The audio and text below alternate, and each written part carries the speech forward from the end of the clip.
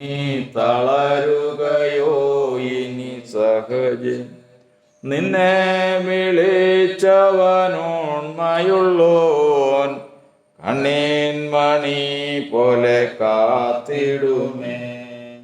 നിന്നെ വിളിച്ചവനോൺമയുള്ളോൻ കണ്ണീൻ മണി പോലെ കാത്തിടുമേ.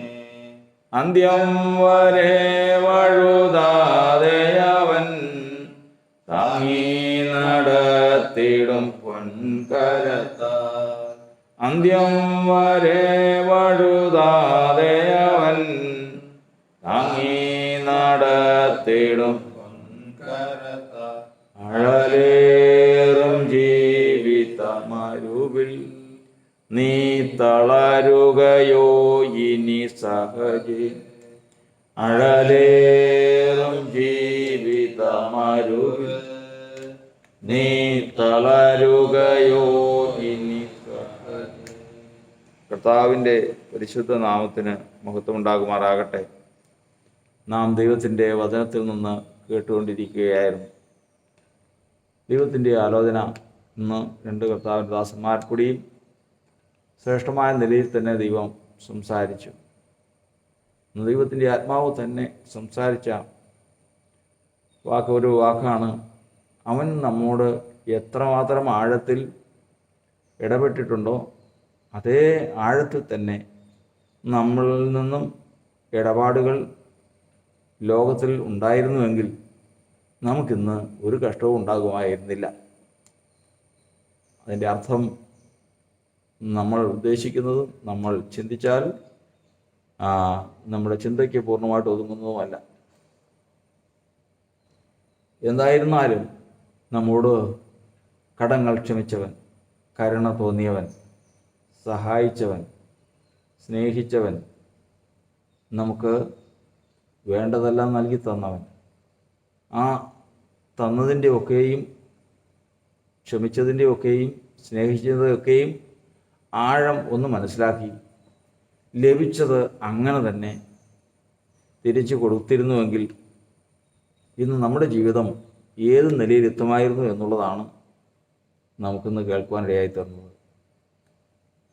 അപ്പോൾ തന്നെ സഭയ്ക്ക് വേണ്ട ദൂതുകളും ആലോചനകളെല്ലാം അടങ്ങിയ ഒരു വാക്കായിരുന്നു അത്.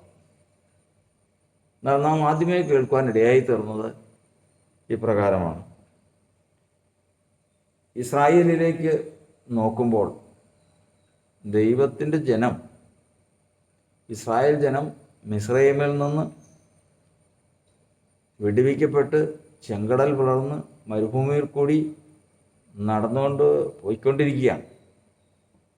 അഗ്നിസ്തംഭവും മേഘസ്തംഭവും അവർക്ക് മുൻപിലുണ്ട്, പാളയമിറങ്ങുമ്പോൾ മധ്യത്തിലുമുണ്ട്. ഇങ്ങനെ അവർ കടന്നു പോകുമ്പോൾ അവിടെ നോക്കിയിട്ടൊരാൾ പറയുകയാണ്, ഇസ്രായേലിൽ തിന്മ ദർശിപ്പാനില്ല, അവരിൽ കഷ്ടത കാണുവാനുമില്ല. തിന്മയും കഷ്ടതയും ഇത് രണ്ടും ഇല്ല.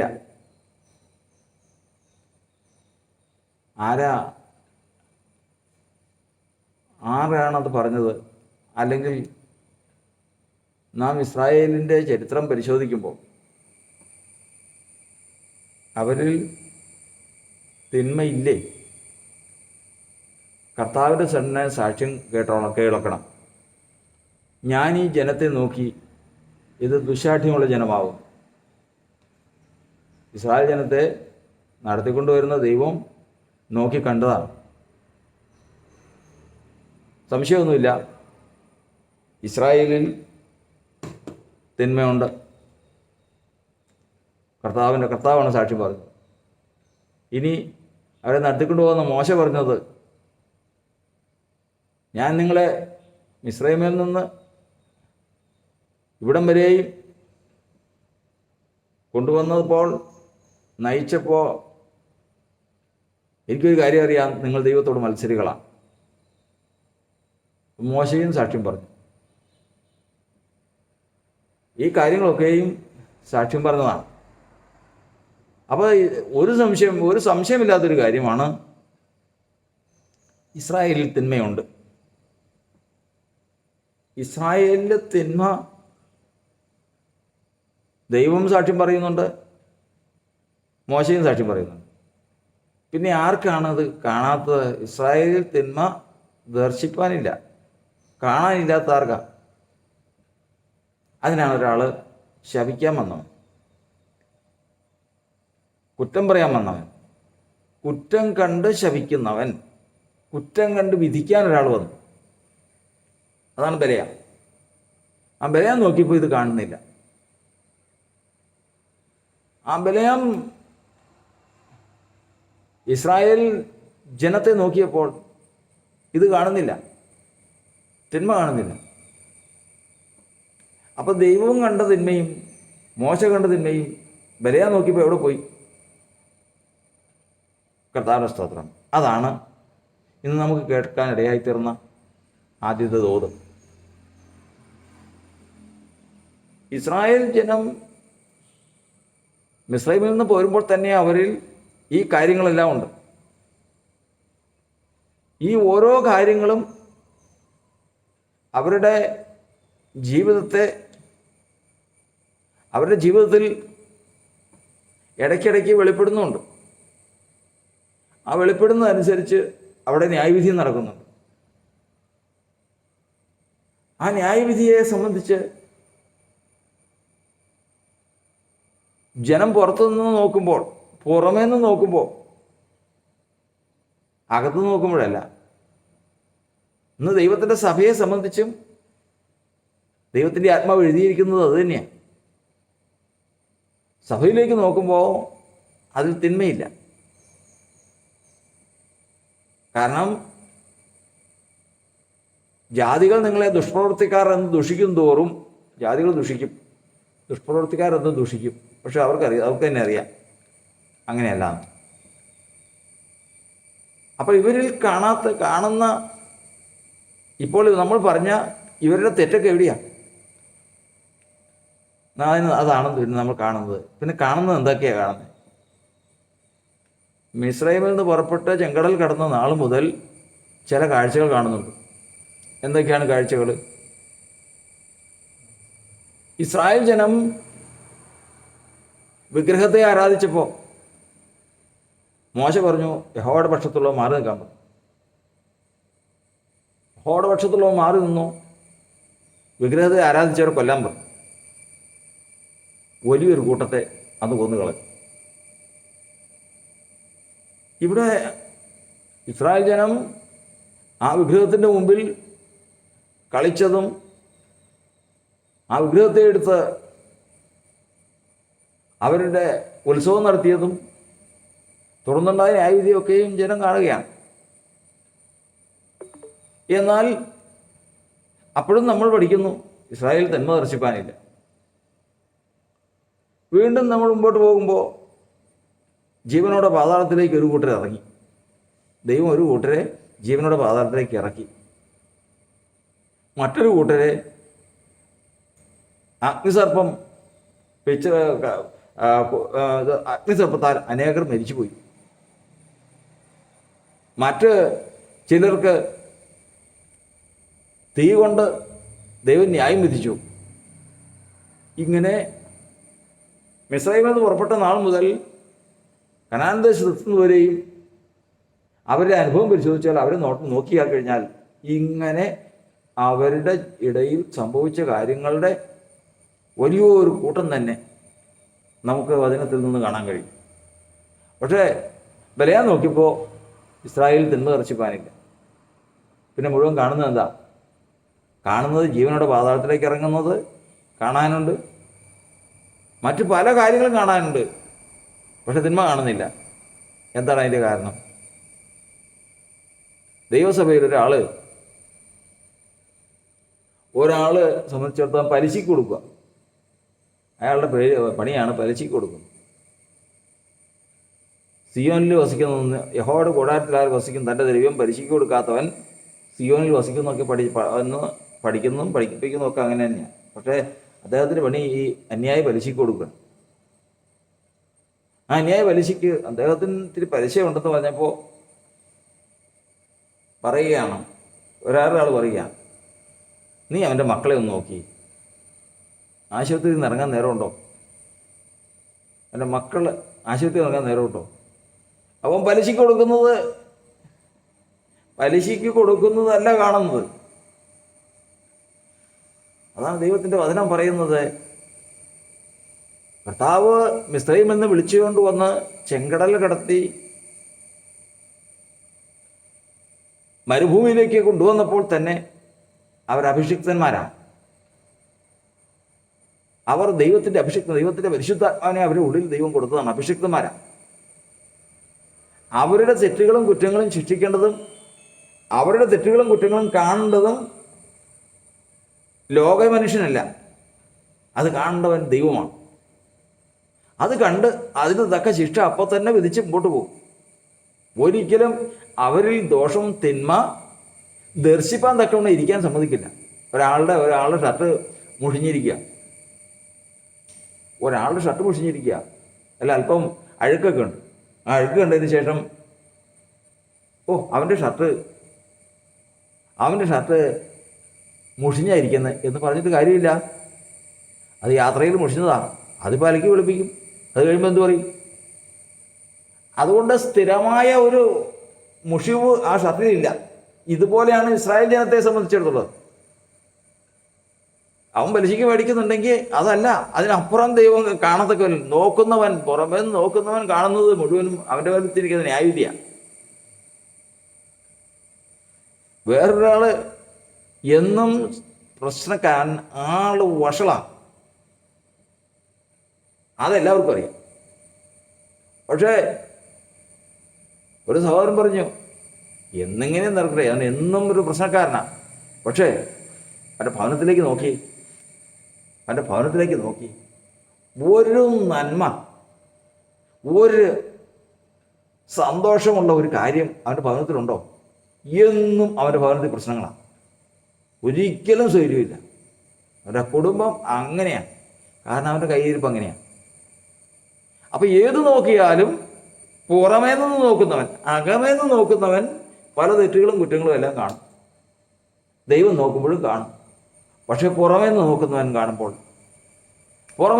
കാണുമ്പോൾ അവന് തെറ്റുണ്ടെങ്കിൽ അതിനേക്കാൾ ഉപരി ദൈവത്തിൻ്റെ ന്യായവിധി അവിടെയുണ്ട്.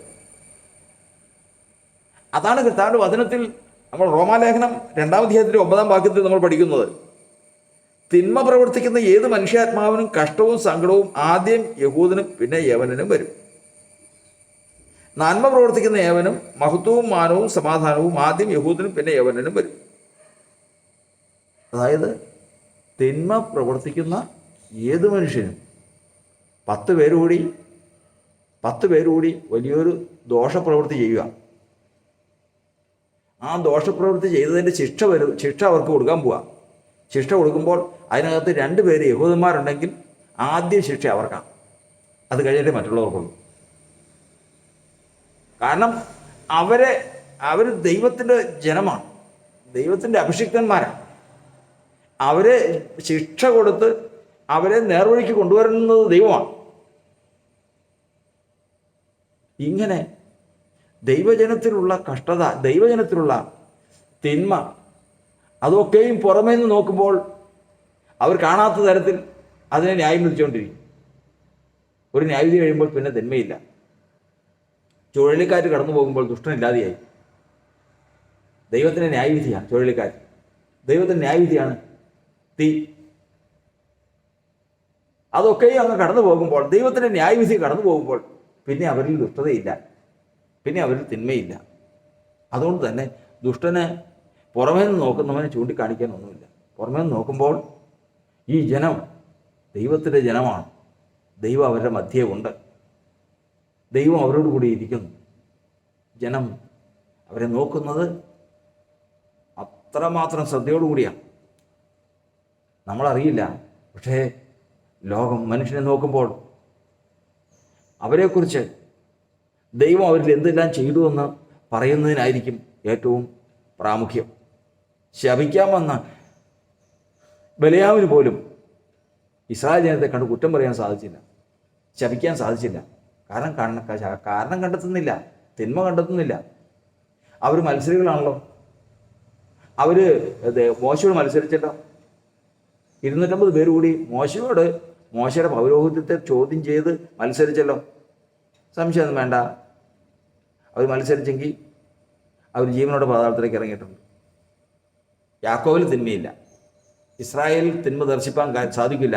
കാരണം അങ്ങനെ തിന്മയുണ്ടെങ്കിൽ അത് കർത്താവ് നീക്കി കളഞ്ഞുകൊണ്ടിരിക്കുക. അപ്പോൾ അവർ വെള്ളത്തിൻ്റെ അടുക്ക വെച്ച് മത്സരിച്ചല്ലോ. മത്സരിച്ച് കാണും. അപ്പോൾ തന്നെ തീ ഇറങ്ങി, അഗ്നിസർപ്പം ഇറങ്ങി അവരെ നശിപ്പിച്ചിട്ടുണ്ട്. അവർ പെറുപുറത്തെങ്കിൽ അപ്പോൾ തന്നെ ദൈവം അതിനെ ന്യായം വിധിച്ചിട്ടുണ്ട്. ദൈവത്തിൻ്റെ ദാസനായ മോശ കോപിച്ച് വർത്താനം പറഞ്ഞല്ലോ. പറഞ്ഞു കാണും. അതിനുള്ള ശിക്ഷ അപ്പം തന്നെ കൊടുത്തു. അവൻ കനാൻ ദേശത്ത് ചെല്ലില്ല എന്ന് പറഞ്ഞു. കർത്താവ് കൽപ്പിച്ചിട്ടുണ്ട്.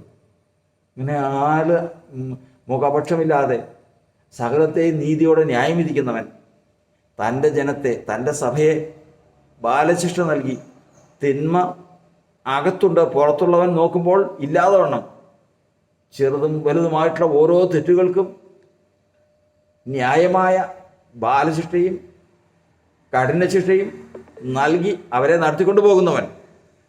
അങ്ങനെ നടത്തിക്കൊണ്ടു പോകുന്നവൻ പുറമേ നിന്ന് ഒരാൾ കുറ്റം പറയാൻ അവൻ സമ്മതിക്കില്ല. ലോകത്ത് നിന്ന് ലോകമനുഷ്യൻ അവരെ നോക്കുമ്പോൾ അവരിൽ തിന്മയില്ല. കേട്ടാണ്. രണ്ടാമതാണ് കഷ്ടത. നോക്കുമ്പോൾ ഇതിനകത്തുള്ളവർക്ക് കഷ്ടതയേ ഉള്ളൂ. ഒരു വിശ്വാസിയെ സംബന്ധിച്ചിടത്തോളം പറയുന്നത്, സാക്ഷ്യം പറയുന്നതും പരാതി പറയുന്നതുമായ കാര്യങ്ങൾ മുഴുവനും കഷ്ടത തന്നെയാണ്. മുഴുവനും കഷ്ടതയാണ്. കഷ്ടതയുടെ ആധിക്യമാണ് എല്ലാവർക്കും പറയാനുള്ളത്. പക്ഷെ ദൈവത്തിൻ്റെ വചനം പറയുന്നത് കൊരിന്ത്യ ലേഖനത്തിൽ നമ്മൾ പഠിക്കുന്നത് പ്രകാരമാണ്. 2 കൊരിന്ത്യ ലേഖനം 6-ാം അധ്യായത്തിൻ്റെ 9-ാം വാക്യത്തിൽ നമ്മൾ ഇപ്രകാരം വായിക്കാം: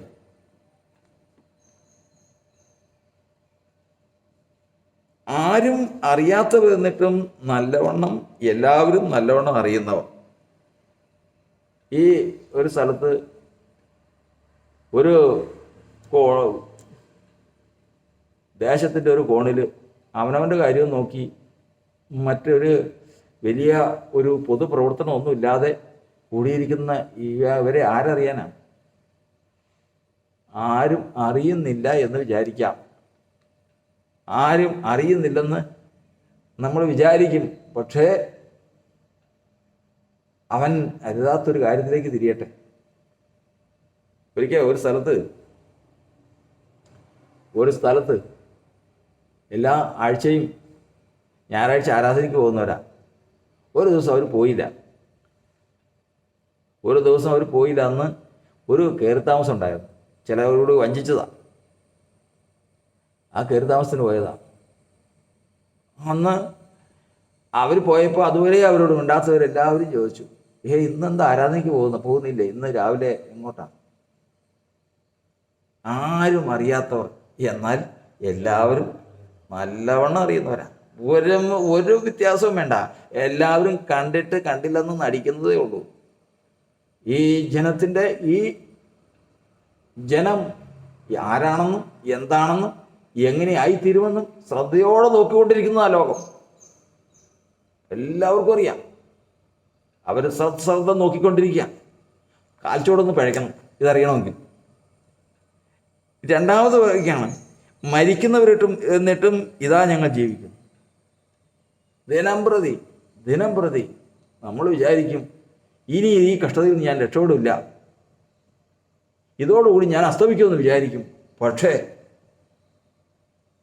പക്ഷേ ദൈവത്തിൻ്റെ വചനം പറയുന്നത്, മരിച്ചവരെ ഉയർപ്പിക്കുന്ന ദൈവത്തിൽ വിശ്വസിക്കാൻ തക്കവണ്ണം ഞങ്ങൾ മരിക്കുമെന്ന് ഉള്ളിൽ നിർണയിക്കേണ്ടി വന്നു. ഒരാൾക്കൊരു അസുഖം വന്നു. കർത്താവിൻ്റെ ദാസനായി കർത്താവ് മെനഞ്ഞുകൊണ്ടിരിക്കുക. ഒരു അസുഖം വന്നു കഴിഞ്ഞു. അസുഖം സാരമില്ല, പോയി ഒത്തിരി മരുന്ന് മേടിച്ച് കുടിച്ച് അതങ്ങ് മാറി. 2 ദിവസം കഴിഞ്ഞപ്പോൾ ആ അസുഖം മാറിയതല്ല, തൽക്കാലത്തേക്ക് മാറിയത്. വീണ്ടും തുടങ്ങി. വീണ്ടും മരുന്ന് മേടിച്ചു. തിരക്കാ. ചില ദിവസങ്ങൾ കഴിഞ്ഞു, കാര്യങ്ങൾ വീണ്ടും വഷളായി. ദിവസങ്ങൾ കഴിഞ്ഞു, കിടപ്പായി. പിന്നെ എനിക്ക് ഹോസ്പിറ്റലിലേക്ക് കൊണ്ടുപോകണം. ഹോസ്പിറ്റലിൽ കൊണ്ടുവന്നപ്പോൾ അവിടെയും നടക്കുന്നില്ല. കാര്യങ്ങളെല്ലാം കൈവിട്ടു പോയി. ഇതാ എല്ലാവരും നിസ്സഹായത പറഞ്ഞു, ഇനി മുമ്പോട്ടില്ല. ഒടുവിൽ കർത്താവിലേക്ക് തിരിഞ്ഞു. കർത്താവേ, ഞാൻ ഈ വഴിക്ക് തിരിഞ്ഞ് ഇങ്ങനെ വന്ന് ഇങ്ങനെ അവസാനിച്ചു പോകാനാണോ? നീ എന്നെക്കുറിച്ച് എന്തെല്ലാം കാര്യങ്ങൾ പറഞ്ഞിരിക്കുന്നതാണ്. ആ വാക്കെല്ലാം ഇതിനാൽ ഞാൻ അസ്തമിച്ചു പോവുകയാണോ? എൻ്റെ ജീവിതം ഇതിനാൽ തീർന്നു പോവുകയാണോ? ഒരു സമർപ്പണവും പ്രാർത്ഥനയും കഴിഞ്ഞു. ചില സമയം കഴിഞ്ഞപ്പോഴേക്കും മാറ്റം തുടങ്ങി. ഒരു കുഴപ്പമില്ലാതെ പൂർവാധികം ശക്തിയോടെ എഴുന്നേറ്റ് പോന്നു. വചനം പറയുന്നത് മരിച്ചവരെ ഉയർപ്പിക്കുന്നവരാണ് ദൈവമെന്ന് വിശ്വസിച്ച് ആ ദൈവത്തെ പ്രസംഗിക്കാൻ, ആ ദൈവത്തെ മറ്റുള്ളവർക്ക് പറഞ്ഞു കൊടുക്കുവാൻ ദൈവം നടത്തുന്ന വഴികളാണ്. അതാ കർത്താവ് വചനം പറയുന്നത്, ഞാൻ മരിക്കുന്നുവെങ്കിലും ജീവിക്കും. കർത്താവിന് സ്തോത്രം. മൂന്നാമത് എഴുതിയിരിക്കുകയാണ്, ശിക്ഷിക്കപ്പെടുന്നവരെങ്കിലും കൊല്ലപ്പെടാത്തവർ, ദുഃഖിതരെങ്കിലും എപ്പോഴും സന്തോഷിക്കുന്നവർ, ദരിദ്രരെങ്കിലും എല്ലാവരെയും സമ്പന്നരാക്കുന്നവർ. ഒടുവിൽ എഴുതിയിരിക്കുകയാണ്, ഒന്നുമില്ലാത്തവരെങ്കിലും എല്ലാം കൈവശമുള്ളവരായി തന്നെ. ഒന്നുമില്ല, പക്ഷെ കാണുന്നവർക്ക്, പുറമേ നിന്ന് കാണുന്നവർക്ക് എന്ത് കാണും? എല്ലാം ഉണ്ട്. അതുകൊണ്ടാണ് കർത്താവ് വചനം പറയുന്നത്, അതിൻ്റെ 7:4 പറയുകയാണ്, ഞങ്ങളുടെ സകല കഷ്ടതയിലും സന്തോഷം എനിക്ക് കവിഞ്ഞിരിക്കുന്നു. കഷ്ടത വരുമായിരുന്നു സന്തോഷിക്കുമോ? ഇല്ല. ദൈവജനം സന്തോഷിക്കും. കാരണം നമ്മൾ ജാതികളുടെ ഇടയിൽ പറയും, എള്ളു ഉണങ്ങുന്നത് എണ്ണയ്ക്കാണ്. ആ സ്ഥാനത്ത് വേറെ എന്തെങ്കിലും പകർന്ന് ഉണങ്ങണമെങ്കിൽ എന്ത് പ്രയോജനം? എള്ള എത്ര ഉണങ്ങിയോ അത്ര എണ്ണ കൂടും. എന്നാൽ അതിലേതെങ്കിലും ചെളിക്കട്ട കിടക്കുന്നുണ്ടെങ്കിൽ അത് എത്ര ഉണങ്ങിയിട്ട് എന്ത് പ്രയോജനം? ഇതുപോലെയാണ് ദൈവത്തിൻ്റെ മക്കൾ കഷ്ടപ്പെടുന്നുവെങ്കിൽ, അല്ലെങ്കിൽ കഷ്ടത അവർക്ക് വരുന്നുവെങ്കിൽ, നിശ്ചയം അവർ തീരുമാനിച്ചാൽ മതി, ഇതാ എൻ്റെ പ്രത്യാശ വർദ്ധിക്കാൻ പോവുകയാണ്, എനിക്ക് വിടുതൽ കർത്താവ് കൽപ്പിക്കാൻ പോവുകയാണ്, ഈ കഷ്ടതയിൽ എൻ്റെ ദൈവം എന്നെ ആശ്വസിപ്പിച്ച് വേറെ നിലയിലേക്ക് കൊണ്ടുവരാൻ പോവുകയാണ്. അവൻ്റെ സന്തോഷം വർദ്ധിക്കുക കഷ്ടതയെങ്കിൽ. അവിടെയാണ് കർത്താവിൻ്റെ വചനം പറയുന്നത്, ഇതാ കഷ്ടത വരുമ്പോൾ അവർ സന്തോഷിക്കുന്നു. അവരിൽ തിന്മ ദർശിപ്പാനില്ല. തിന്മ കാണണ്ടേ? ഇല്ല. അവർ കഷ്ടത കാണണ്ടേ? ഇല്ല. ഇത് പുറത്തുള്ള ജാതികൾ നോക്കിക്കൊണ്ടിരിക്കുക. അതുകൊണ്ടാണ് ഇസ്രായേൽ ജനത്തിൽ നിന്ന് ജനം ശത്രുവിനാൽ പിടിക്കപ്പെട്ടുകൊണ്ട് പോകുമ്പോൾ ബാവേൽ നദിയുടെ തീരത്തിരുന്ന് വിഷമിച്ച് അടിമകളായിട്ട് പിടിച്ചുകൊണ്ട് പോവുക. യെരുശലേമിൽ നിന്നാണ് പിടിച്ചുകൊണ്ട് പോകുന്നത്. തങ്ങളുടെ കണ്ണിൻ്റെ ആനന്ദമായ ദേവാലയമുള്ള യെരുശലേമിൽ നിന്ന് അടിമകളായി നെബൂഖദ്നേസർ രാജാവും അവൻ്റെ പ്രജകളും ഇവരെ അടിമകളാക്കി പിടിച്ചുകൊണ്ട് പോകുമ്പോൾ ബാബേലിൽ നദികളുണ്ട്. ആ ബാബേൽ നദിയുടെ തീരത്ത് ഇരുന്ന് വിഷമിച്ച്. കിന്നരങ്ങളുണ്ടായിരുന്നു, ആ തലരി വൃക്ഷങ്ങൾ തൂക്കിയിട്ടു. പീഡിപ്പിക്കുന്നവർ, പിടിച്ചുകൊണ്ട് പോയവർ, അടിമയാകളാക്കി കൊണ്ടുപോയവർ ചോദിച്ചു, ഒരു പാട്ട് പാടണം, സിയോൻ ഗീതങ്ങളിൽ ഒന്ന് പാടാമോ?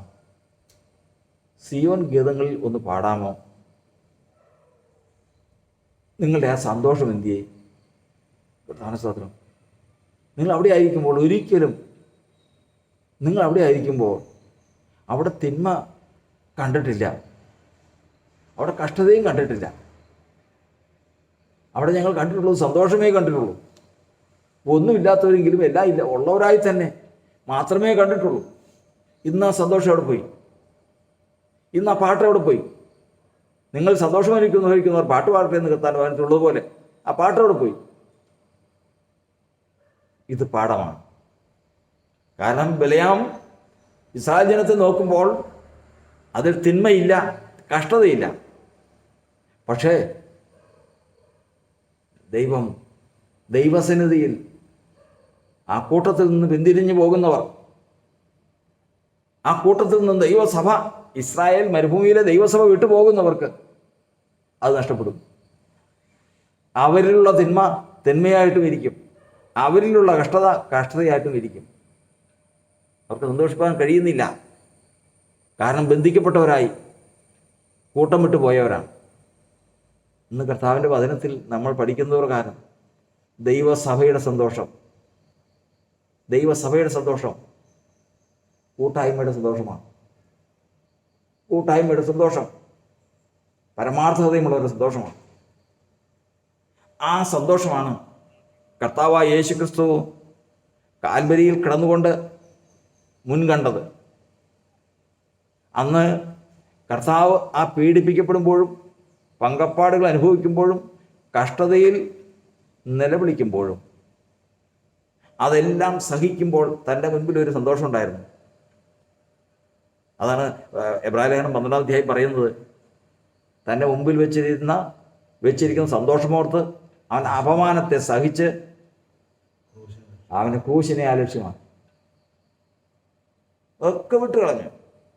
ക്രൂശ് ആണിയടിക്കുന്നു, ഉപദ്രവിക്കുന്നു, ദോഷം പറയുന്നു, മുഖത്തു നിന്ന് രോമം പറിച്ചു കളയുന്നു. അങ്ങനെയുള്ള വേദനകളെല്ലാം അനുഭവിക്കുമ്പോഴും തൻ്റെ മുമ്പിലുണ്ടായിരുന്ന സന്തോഷം എന്ന് പറയുന്നത് ദൈവസഭയുടെ സന്തോഷമാണ്. ആ സന്തോഷത്തെ കെടുത്തുവാൻ ശത്രുവിന് സാധിക്കുകയില്ല.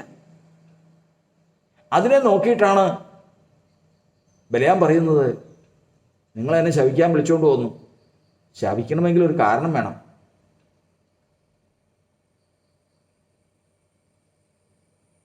കുരികിൽ പറന്നു പോകുന്നതും മീവൽ പക്ഷി പാറിപ്പോകുന്നതും പോലെ കുരികിൽ പാറിപ്പറന്നു പോകും, മീവൽ പക്ഷി പറന്നു പോകും. ഇതുപോലെയാണ്. കാരണം കൂടാതെ ശാപം ഭരിക്കുകയില്ല. ശാപിക്കണമെങ്കിൽ അതിന് തക്ക ഒരു കാരണം വേണം. ആ കാരണത്തെ കണ്ടുകൊണ്ട് വേണം ശപിക്കാൻ. അല്ലാതെ വെറുതെ നിന്ന് ശപിക്കാതെ കഴിഞ്ഞാൽ കാര്യം വെക്കില്ല. ആ കാണുന്ന കാരണം അത് കണ്ട് ശപിക്കാനായിട്ട് ബാലാക്ക് ബലയാമിനെ വിളിച്ചുകൊണ്ട് വന്ന് കാണിച്ചതാണ്. നോക്കിയപ്പോൾ ബാലാക്കിനോട് ബലയാം പറയുകയാണ്, ഞാൻ ശപിക്കണമെങ്കിൽ കാരണം കാണണ്ടേ? അങ്ങനെ നോക്കിയിട്ടൊന്നും കാണുന്നില്ല. ഒന്നുകിൽ അതിൽ തിന്മ കാണണം, അതിൽ കഷ്ടത കാണണം. ഇല്ല, അവരിൽ ഒരൊറ്റ കാര്യം മാത്രമേ, സൈന്യങ്ങളുടെ ദൈവം അവരോട് ഒപ്പം ഇരിക്കുന്നു. അവരിൽ തിന്മയുണ്ടെങ്കിൽ അതെല്ലാം ന്യായം വിധിച്ച് ദൈവം അതിനെ ശുദ്ധീകരിച്ചുകൊണ്ട് പോകും. അവർക്ക് എത്ര കഷ്ടത വന്നാലും പ്രത്യാശ ഉള്ളതുകൊണ്ട് ഒന്നുമില്ലാത്തവരിലും എല്ലാം ഉള്ളതുപോലെ തന്നെ അവർ സന്തോഷിച്ച് മുമ്പോട്ട് പോകുന്നു. എവിടെ നോക്കി ശപിക്കും? അവർ ജീവനോട് പാതാളത്തിലേക്ക് ഇറങ്ങുന്ന കണ്ട് അവരെ ശപിക്കാനാണ്. കോരഹിനെയും കുട്ടരെയും അവർ ജീവനോട് പാതാളത്തിലേക്ക് ഇറങ്ങുക. അതുകൊണ്ടോ നിങ്ങൾ ഒരിക്കലും ഗുണം വരില്ല എന്ന് പറയും. അതാണോ വേണ്ടത്? ശാപത്തിന് കാരണമില്ല. തെറ്റുണ്ടെങ്കിൽ നീതിമാനായ ദൈവം തിന്മ പ്രവർത്തിക്കുന്ന ഏത് മനുഷ്യാത്മാവിനും കഷ്ടവും സങ്കടവും ആദ്യം യഹൂദന് വരും, പിന്നെ യവനന് വരും. നന്മ പ്രവർത്തിക്കുന്ന ഏത് മനുഷ്യാത്മാവിനും സന്തോഷവും സമാധാനവും ആദ്യം യഹൂദനും പിന്നെ യവനും വരും. ഇതാ പ്രമാണം.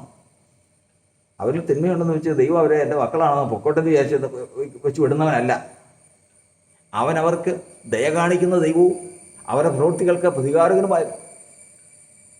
അവരിൽ തിന്മയുണ്ടെങ്കിൽ അത് അപ്പോൾ തന്നെ ശിക്ഷിച്ച്, ഒരാളുടെ മകൻ അവൻ്റെ വസ്ത്രം മുഷിഞ്ഞിരിക്കുന്നു, അല്ലെങ്കിൽ അവൻ്റെ വസ്ത്രം കീറിയിരിക്കുന്നു എന്ന് പറഞ്ഞാൽ അവൻ്റെ വസ്ത്രം സ്ഥിരമായി കീറിയ വസ്ത്രമാണ് അവൻ്റേതെന്ന് ചിന്തിക്കേണ്ട.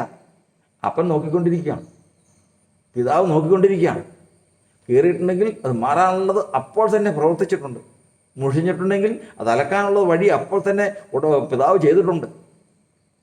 അല്ലാതെ അത് നോക്കിക്കൊണ്ട് വിധിക്കേണ്ട. അത് ദൈവം സമ്മതിക്കുന്നതല്ല. അതൊരിക്കലും ദൈവം സമ്മതിക്കുകയില്ല. കർത്താവിന് സ്തോത്രം.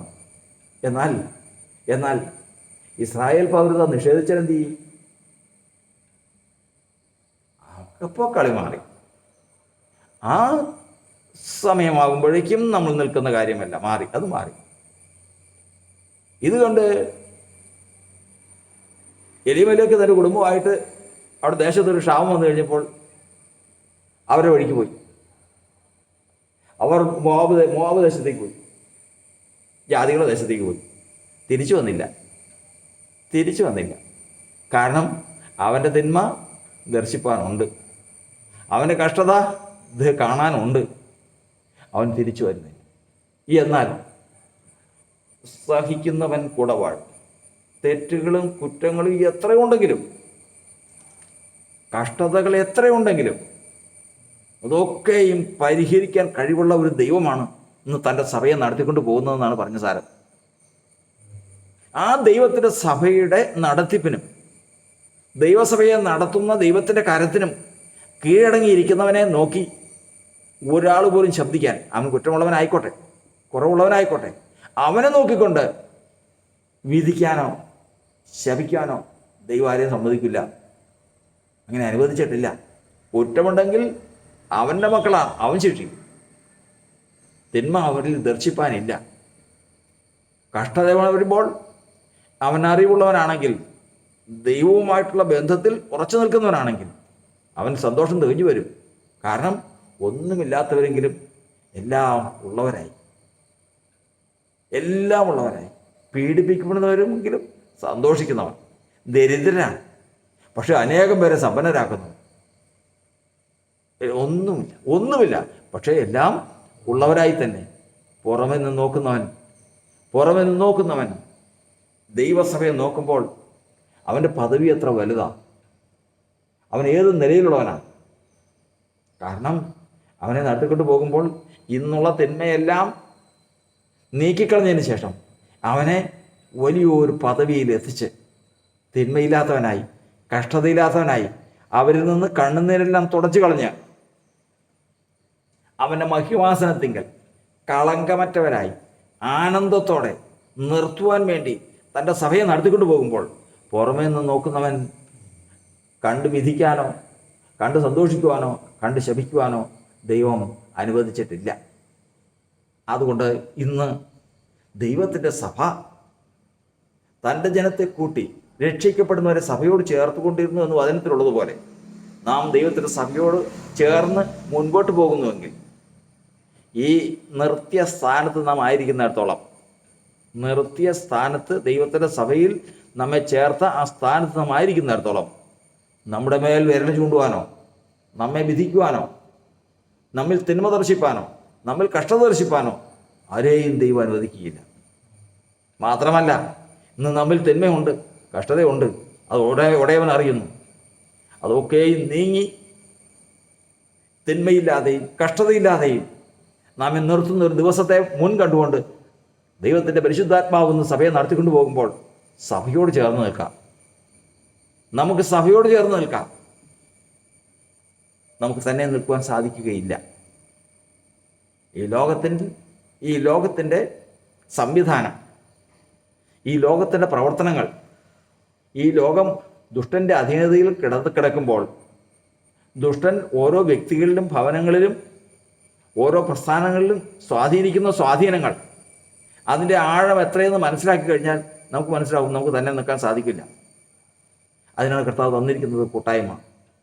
നമ്മുടെ കൂട്ടായ്മയോട് ചേർന്ന് നിന്ന്, നമ്മുടെ സഭയോട് ചേർന്ന് നിന്ന് ദൈവത്തിൻ്റെ വചനപ്രകാരം നമ്മുടെ തിന്മയെ നീക്കി, കഷ്ടതയെ നീക്കി, ശത്രുവിന് ഒരക്ഷരം പറയുവാൻ ഇട കൊടുക്കാതെ വണ്ണം കർത്താവിൻ്റെ നാളിലേക്ക് വേണ്ടി നമ്മെ ഒരുക്കി കൊണ്ടുപോകുന്ന പരിശുദ്ധാത്മാവെന്ന് നമ്മുടെ ജീവിതത്തിൽ സന്തോഷിപ്പാൻ തക്കവണ്ണം നമുക്ക് ഏൽപ്പിച്ചു കൊടുത്ത് പ്രാർത്ഥിക്കാം.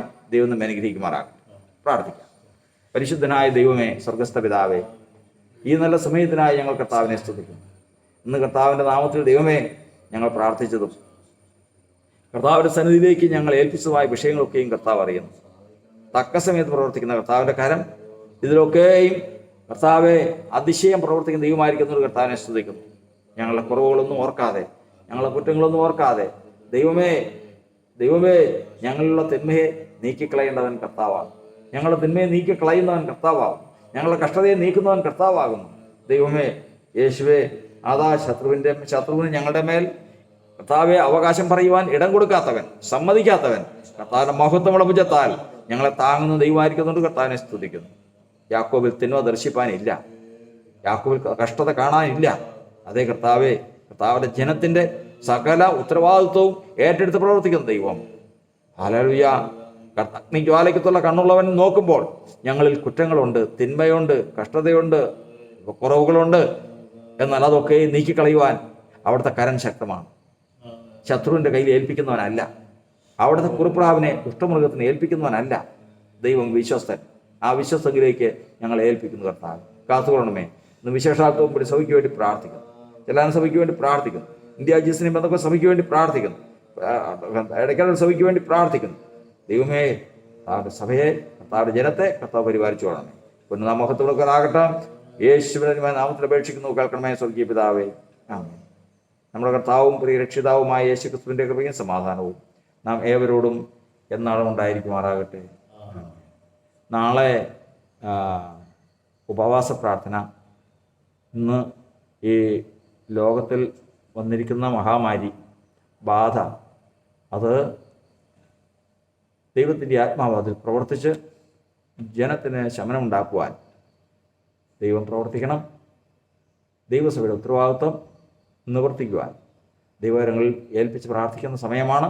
അതുകൊണ്ട് നാളെ എല്ലാവരും ആ ഉത്തരവാദിത്വം ഏറ്റെടുത്ത് അവരവരുടെ ഭവനങ്ങളിൽ അവരവർ ആയിരിക്കുന്ന അവസ്ഥകളിൽ ഉപവാസത്തോടും പ്രാർത്ഥനയോടും കൂടിയിരുന്ന് പ്രാർത്ഥിക്കണമെന്ന് അറിയിച്ചിട്ടുള്ളത് എല്ലാവരെയും ഈ സമയത്ത് ഒരിക്കൽ കൂടി അറിയിക്കുക. കർത്താവ് നമ്മെ അനുഗ്രഹിക്കുമാറാകട്ടെ.